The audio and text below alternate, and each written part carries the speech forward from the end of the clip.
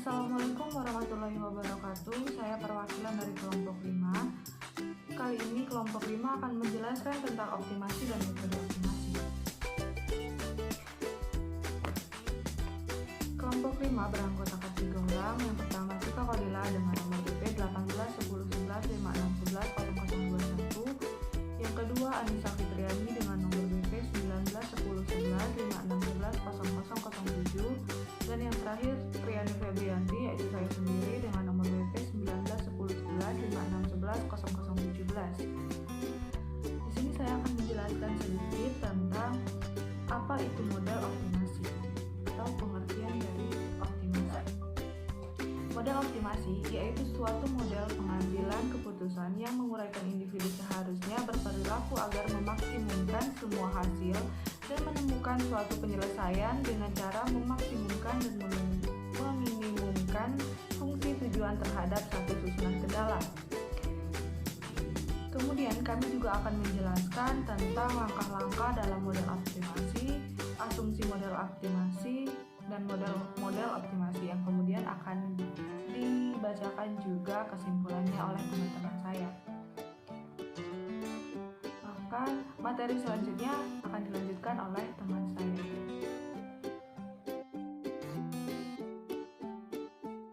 Assalamualaikum warahmatullahi wabarakatuh. Baiklah, saya Anissa Fitriani akan menjelaskan langkah-langkah dari model optimasi. Yang pertama yaitu melakukan kebutuhan akan sesuatu keputusan. Dalam langkah ini diperlukan pengakuan tentang kebutuhan keputusan yang dibuat.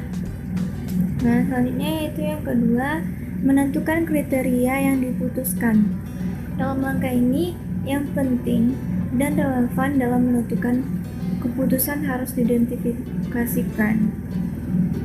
Selanjutnya yang ketiga, menentukan kriteria yang berbobot. Pengambil keputusan dapat menggunakan preferensi untuk memprioritaskan kriteria mana yang relevan maupun untuk menyatakan derajat relatif pentingnya memberikan suatu bobot. Nah, selanjutnya yang keempat, mengembangkan alternatif. Dalam hal ini mengambil keputusan mendaftar semua alternatif. Alternatif yang dipilih atau terpilih merupakan atau menentukan keberhasilan pemecahan masalah. Selanjutnya yang kelima, menilai beberapa alternatif.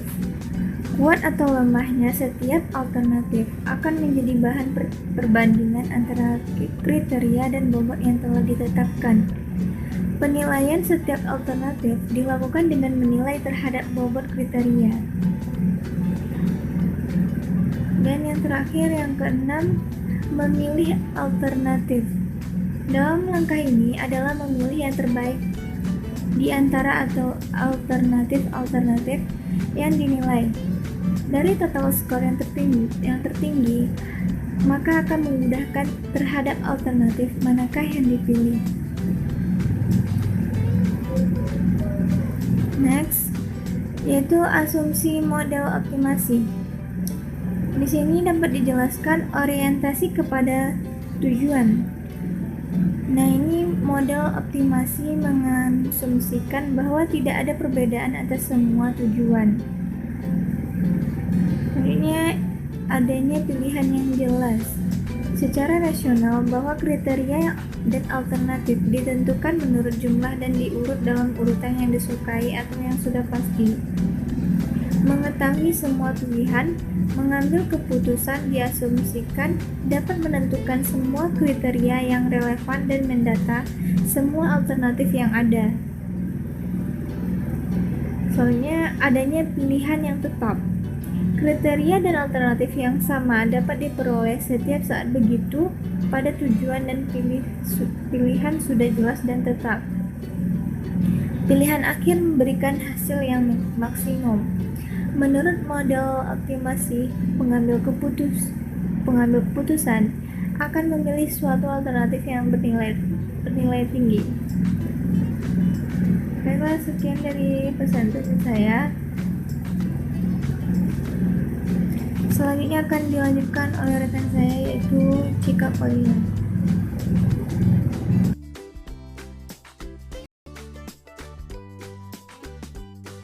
Assalamualaikum warahmatullahi wabarakatuh.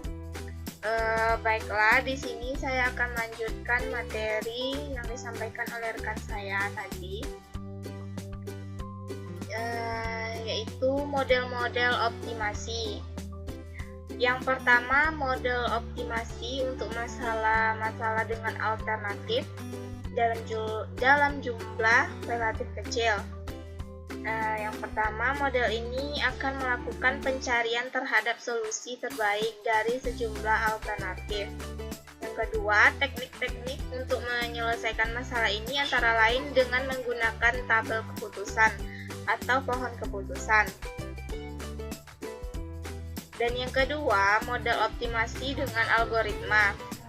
Model ini akan melakukan pencarian terhadap solusi terbaik dari banyak alternatif.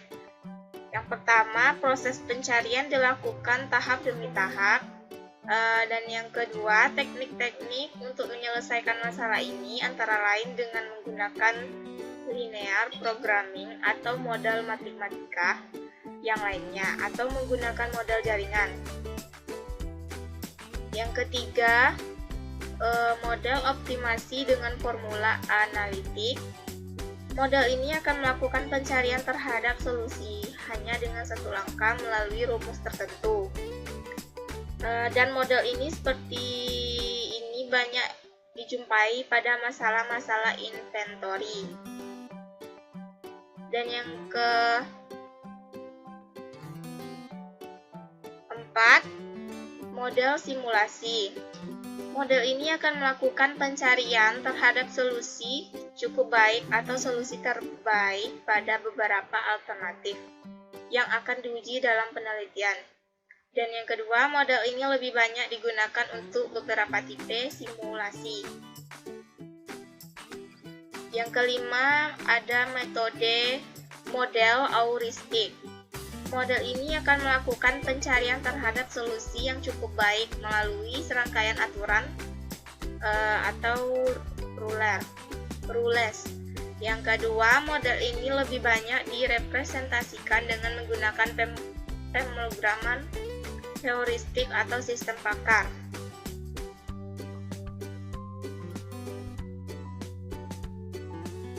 Selanjutnya, model prediktif. Model ini akan melakukan prediksi untuk masa depan apabila diberikan skenario tertentu. Yang kedua, model ini lebih banyak direpresentasikan dengan menggunakan model peramalan, forecasting atau analisis Markov.